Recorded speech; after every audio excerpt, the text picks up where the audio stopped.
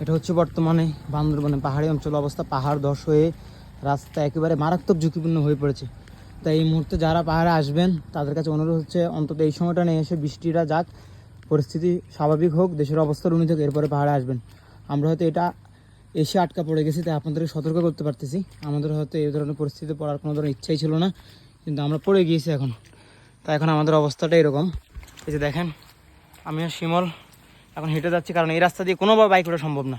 ভাগ্যিস বাইক দিয়ে একটু আসতে পারছি, না হয় তার অবস্থা খারাপ হয়ে যেত। এই যে রাস্তার অবস্থা, এই রাস্তা দিয়ে কখনোই বাইক আসা সম্ভব না। আরও সামনে হচ্ছে পাহাড় ধসে মারাত্মক অবস্থা। পাহাড় ধসের